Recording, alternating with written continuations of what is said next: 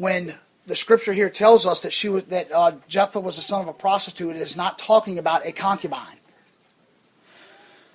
The Hebrew word that is used here for prostitute is actually made up of two different words. It's made up for the word for woman and the word for adultery. Isha and zana, which is the word for an adulteress. So basically a woman adulteress.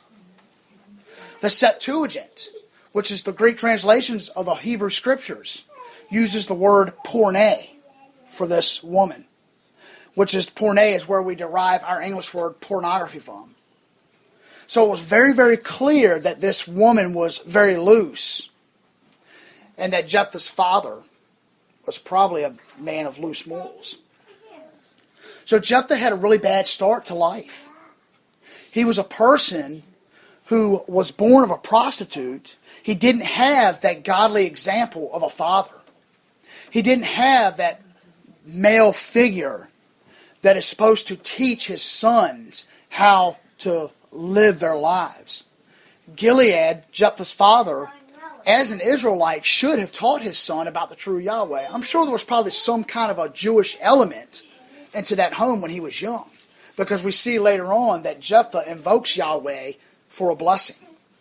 So Jephthah no doubt knew about Yahweh, but he didn't have that influence. He didn't have that strong leadership from the father like he should have had. And so, in verses 4 through 11, well, actually, before we hit verses 4 through 11, we see that Jephthah is driven out from his home. The end of verse 2, his brothers come to him and they say, "You shall not have an inheritance in our father's house.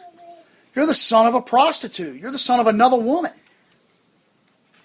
And so it says in chapter 11, verse 3, it says, Jephthah fled from his brothers, and he went to live in the land of Tob. Now, Tob is a Hebrew word for good. That's what the word Tov means. The phrase is Eretz Tov, land of good, is where he went to live. Now, this, again, most commentators think that this is in the area of Syria, and in a particular, where modern-day Syria is now, but in a particularly fertile area. In a fertile area, and then we're told that worthless men, worthless fellows, as this translation puts it, collected around Jephthah. They went around him. For some reason, they were attracted to him. And Jephthah went out with them. Basically, he became their leader. So we see the early life of Jephthah, and he's basically a thief.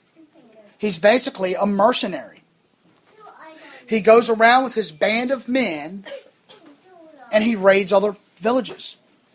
He raids other people. He steals from them. He kills them, no doubt. He's a man of war. He's a mighty warrior. You don't get experience in war without killing people. And so we see that his start to life, and particularly his early life, continues to kind of seem to spiral downward. But then you have verse 4. And it says, after a time, the Ammonites made war against Israel. Now again, you have to keep in mind that the author of Judges is presenting two different episodes.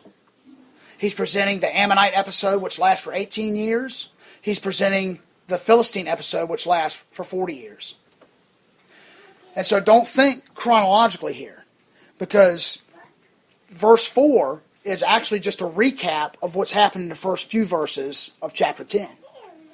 So between verse 4 of chapter 11 and verse 5 of chapter 11, you actually have a space of about 18 years, because the Ammonites oppressed the people of Israel for 18 years before God raises up Jephthah.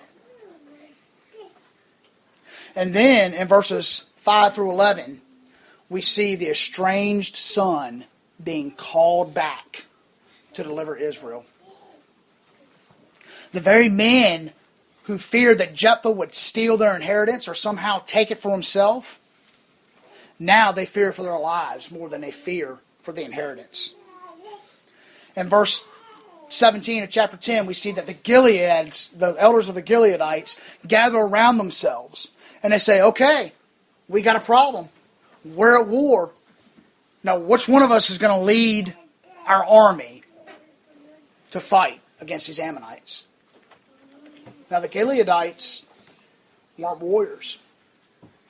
At least not at that point. Sure, they had been delivered by Tola and Jair a few years earlier. And Jair, I believe, was the Gileadite. But after forsaking God over a period of 45 years, now they're thinking everything's okay, and they got this enemy coming up to them. They got this enemy right on their front steps, ready to completely destroy them. So they get this plan together. Somehow or another, Jephthah's deeds, whatever, I don't know what he did, raids or whatever, somehow they reached the ears of the Gileadites, and they said, well, hey, we're not qualified, but we know who he is. Let's go get Jephthah. And so it says that they send for him. And in chapter 11, verse 6, it says, they said to Jephthah, come and be our leader, that we may fight against the Ammonites. And what do you think Jephthah's response is? Oh, really? He reminds them of how they hated him. He throws it back up in their face of how they cast him out when he was but a young boy. As a matter of fact, he says, wait a minute. Aren't you the same guys that hated me? Aren't you the same people that drove me away from my father's house? And now, when you're in distress, you want to come to me and help me get you out of your jam? You can imagine the smirk on Jephthah's face. When I read this, I just imagine him going, yeah, okay. But you know what? Jephthah is not as reluctant as they think he is. As a matter of fact, he's kind of playing them. It seems like in this text he's kind of playing them. Because Jephthah converses with the elders. And in verse 9, it says, Jephthah said to the elders. Now listen what he says. Jephthah said to the elders of Gilead, if you bring me home, notice he still considers that his home. He's been away for many years now, but he still considers this area his home. If you bring me home again to fight against the Ammonites, and the Lord, Yahweh, gives them over to me, I will be your head.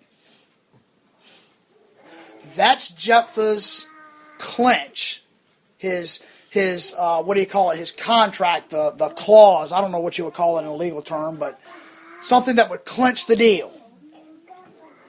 If I come and do this for you, guess who your leader's going to be? Tables seem to be turning. Jephthah sees an opportunity for him to move from the bottom all the way up to the top in one move. Jephthah sees this and he takes advantage of this. This just kind of shows us the crude nature that Jephthah had. He was cunning, and he knew he was. He was a warrior, and he knew how to fight, and he knew that his relatives, his brothers, did not. And if you look at the stories and compare Abimelech to Jephthah, they're kind of similar. The only difference is that Abimelech actually goes out and seeks to be the leader, while Jephthah kind of waits and brings it to him. But we're told in both cases that Abimelech, as a matter of fact, when it says that Jephthah gathered worthless fellows around him, it's the exact same phrase used for Abimelech. Abimelech gathers worthless fellows around him. Only Abimelech goes and kills his brothers. Jephthah, he don't want to kill his brothers. He just wants to be ruler over them. So we see a lot of parallels in that situation. But whatever the case, Jephthah now returns to be the leader of the army.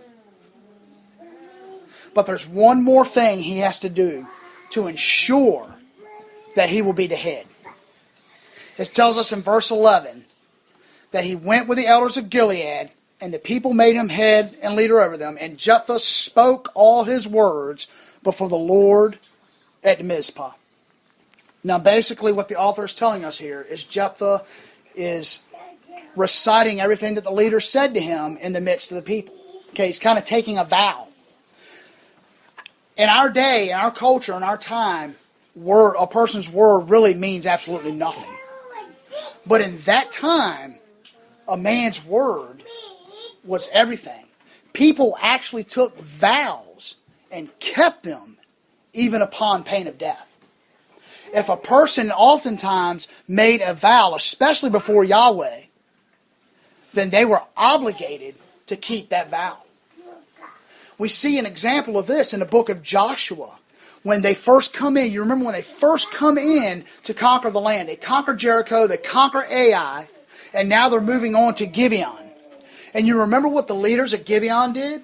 They were afraid. And so they got old clothes and old shoes and old stale bread. And they came into the Israelite camp. And they made it look like they had traveled very, very far away. When actually they were just a neighboring town. And they struck a deal with Joshua. And said, hey, look, we're from a far away. You don't want to mess with us. Just leave us at peace. And Joshua actually makes a vow Joshua and the leaders actually make a vow before Yahweh in order to spare their lives. In fact, we read in that passage that it says that Joshua did not consult God before making that vow. And later on, he finds out that he's been tricked by the Gibeonites. And the Gibeonites say, well, remember the vow you made before your God. You can't touch us. And Joshua reluctantly says, yes, you're right. We can't touch him. And so they make the Gibeonites their slaves. This was the way that people thought about vows and making promises, if you want to call it that, in that culture. And so Jephthah was smart enough to realize, hey, look, it doesn't matter what these guys say. But if they take a vow in Yahweh's name before the people, because remember, Mizpah is like one of the major gathering places for the Israelites. That's where the big place is. It was before Jerusalem. So they gather together, and Jephthah is thinking to himself, hey, if these people make this vow before God, they have to keep it. I will be their head. So Jephthah is kind of ensuring his place here before the people. He's ensuring that when God gives the Ammonites into his hands, he is going to be the leader. He is going to be the head of them, and he is going to rule them. And as we'll see later on in this chapter, we will see how God delivers the Ammonites into his hands, but we'll also see some of the consequences that ensue from that. So what are some of the lessons that we can learn from the character of Jephthah? What are some of the things that Jephthah, his character, can teach us? I think the main thing that we can learn from Jephthah was that he was an unlikely hero. That can be a real encouragement for us because we often have a tendency to think that only those who have it all together are the ones that God uses. But we never ever see this in Scripture. And although this may sound cliche, it's absolutely true. You look in Scripture and see where one person where God used it, they had it all together. You'll find none. Even David, a man after God's own heart, committed adultery, committed murder. He allowed his sons to go wayward and kill one son, end up killing another son. David failed as a father in that area. One of the strongest examples I see in Scripture that God uses those that are not perfect is through his disciples. If you remember Jesus, it says that he went out into the mountain and he prayed all night before choosing his disciples. Now you look at this group of disciples here. You have a group of fishermen, 4 of them to be exact. Maybe some of the other ones were fishermen, but Peter, James, John, and Andrew, the brother team of fishermen. Fishermen were not known for their